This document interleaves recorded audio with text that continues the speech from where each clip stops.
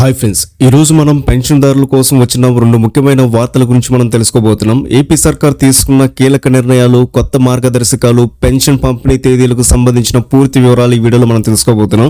So అంతకంటే ముందు ఈ వీడియోని లైక్ చేయండి, మీ ఫ్రెండ్స్ అండ్ ఫ్యామిలీతో కూడా షేర్ చేయండి. మీరు లైక్ చేయడం ద్వారా ఈ వీడియో అనేది ఎక్కువ మందికి రీచ్ అవడానికి హెల్ప్ చేసినట్లు అవుతుంది కాబట్టి సో ఖచ్చితంగా వీడియోని లైక్ చేసి మన ఛానల్ సబ్స్క్రైబ్ చేయండి. సో న్యూస్ లోకి వెళ్తే ఇటీవల ప్రభుత్వం తీసుకున్న నిర్ణయం ప్రకారం మొదటిసారి 2 లేదా 3 నెలల పెన్షన్ ఒకేసారి అందించేందుకు మార్గదర్శకాలు జారీ చేయడం జరిగింది.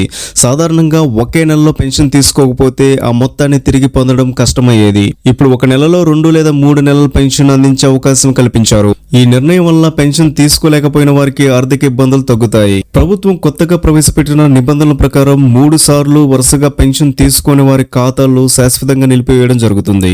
ఇది అక్టోబర్ 2024 నుంచి అమలులోకి వస్తుంది. పెన్షన్ పొందే వారికి ఈ నిబంధనలు పాటించి పెన్షన్ పంపిణీ తేదీల్లోనే తమ హక్కును పొందేందుకు ప్రయత్నించాలి.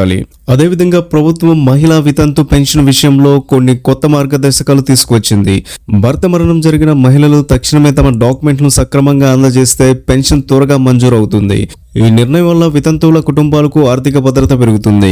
డిసెంబర్ 1వ తేదీ ఆదివారం కావడం వల్ల నవంబర్ 30న పెన్షన్ పంపిణీ చేయడం జరుగుతుంది. పెన్షన్ పంపిణీ ప్రక్రియ డిసెంబర్ 2 వరకు కొనసాగుతుంది. డబ్బులు నేరుగా బ్యాంకు ఖాతాలోనికి జమ చేయబడతాయి. కావున పెన్షన్ పొందేవారు తమ బ్యాంకు ఖాతాలను యాక్టివేట్ చేసి ఉంచుకోవాలి.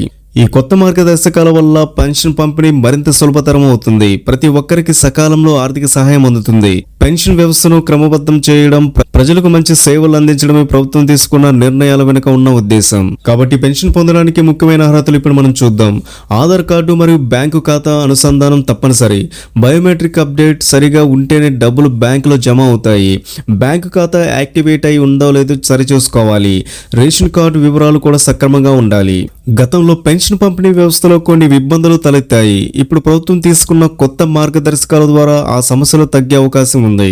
ప్రజలు తమ బ్యాంకు ఖాతా మరియు ఇతర వివరాలను సకాలంలో అప్డేట్ చేయడం తప్పనిసరి. పెన్షన్ డబ్బులు సాధారణంగా నేరుగా బ్యాంకు ఖాతాల్లో జమ అవుతాయి. మిగిలిపోయిన లేదా నిలిపివేయబడిన పెన్షన్ మొత్తాన్ని తిరిగి పొందే అవకాశం ఉంది. సో ఈ స్కీమ్స్ కి సంబంధించిన లేటెస్ట్ అప్డేట్స్ మీ మొబైల్ నోటిఫికేషన్ పొందడానికి మన ఛానల్ సబ్స్క్రైబ్ చేయండి. అదేవిధంగా మన వీడియోని లైక్ చేయండి.